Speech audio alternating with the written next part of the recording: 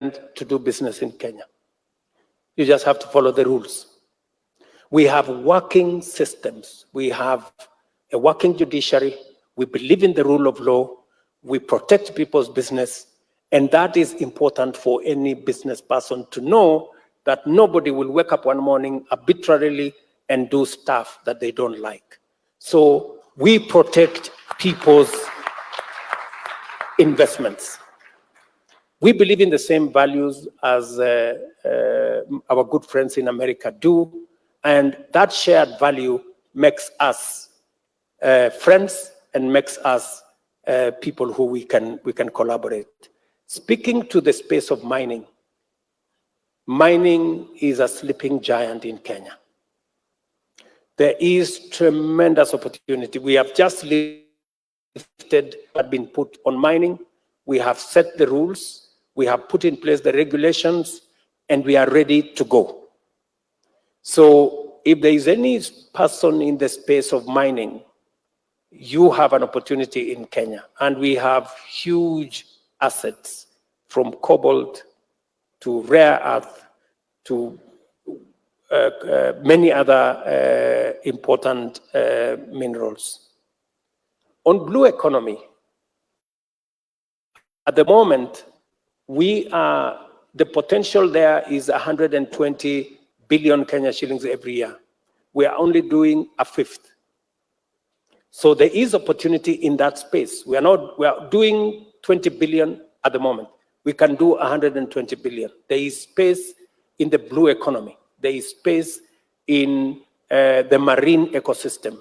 Again, we can work with American companies or other private sector actors in that space.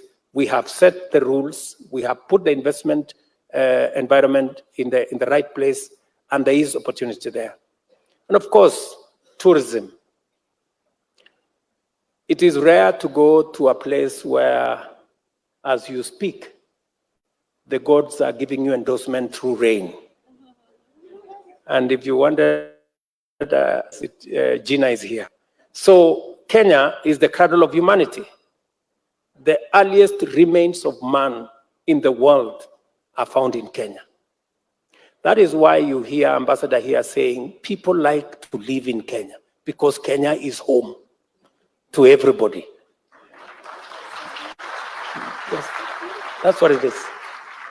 And it's not me saying, it is science saying that Kenya is the home of humanity.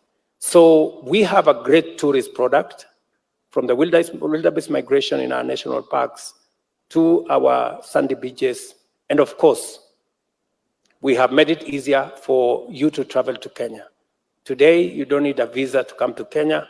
Just need to fill a small form. It takes about 7 minutes, and you will have the authorization to come to Kenya. So please, those of you who are listening to me from different parts of the world, you're welcome home to Kenya. Thank you. Oh, please give the President of the Republic of Kenya, William Ruto, a round of applause. Secretary of Commerce, Gina Raimondo, a round of applause. Thank you both very much. Thanks an awful lot. Great job. Thank you very much. All right. Warm clap for them one more time. Thank you very much. Please take your seats very briefly. Your Excellency, with your permission, we just have a few photos we'd like to take on stage kindly before you exit. And the first one, if we can just have the three panelists have a photograph while we get the stage ready for that. And as the photographers do that, kindly we'll have the AmCham board next. So if we can have them prepare the AmCham board. We're just clearing the stage, so just give us a minute. We can just wait there.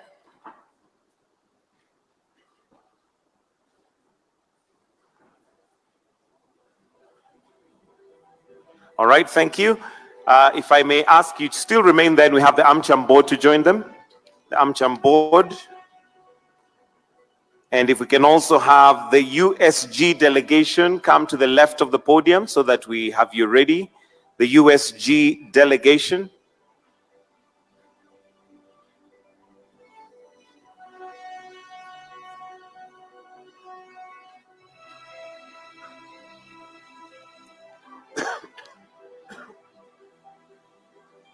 All right, thank you. I'll ask the board to exit to your right. Exit to the right kindly while we have the USG board coming in from the left. The USG delegation.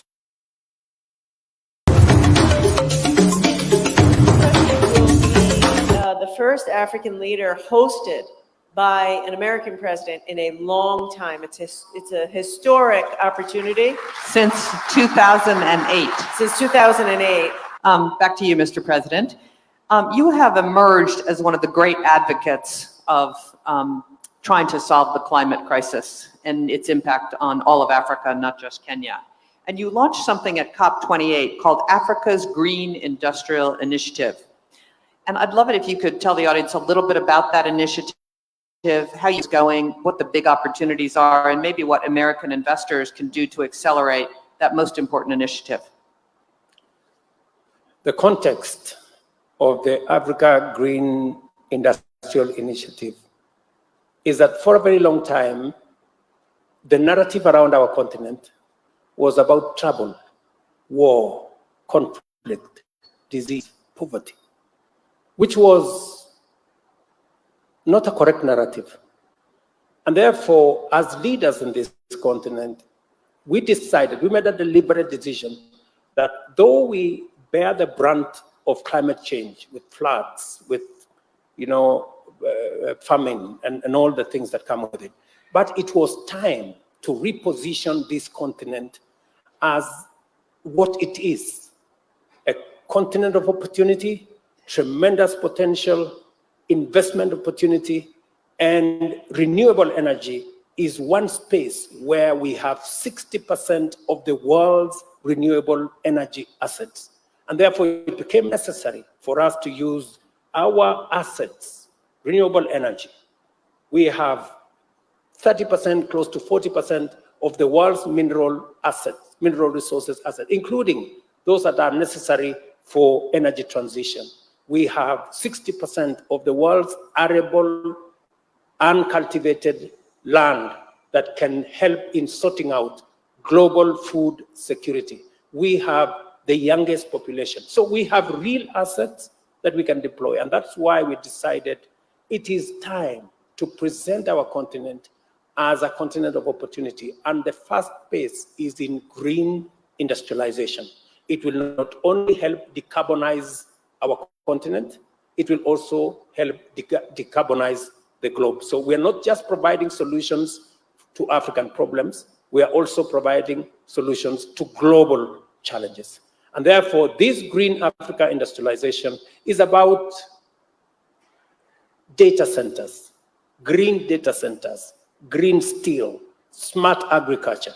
This is the space that we are providing, and we've worked collaboratively with different countries. We will be having a conversation on Sunday and Monday here in Nairobi with the World Bank so that we can lay priorities in this space for investment and get resources to drive our own development. So the green industrialization space is about using African assets in renewable energy, in mineral resources, in agricultural potential, and using them to drive African growth, but in a sustainable manner. Just to follow up on that, what do you think, because you launched this at COP28, so it's not been that long, but what do you think the biggest hurdle is towards achieving your vision for the Africa Green Industrialization Initiative?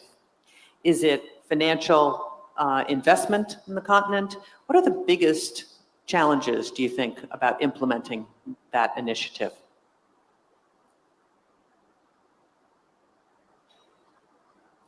This is for you. Oh, sorry, this was you.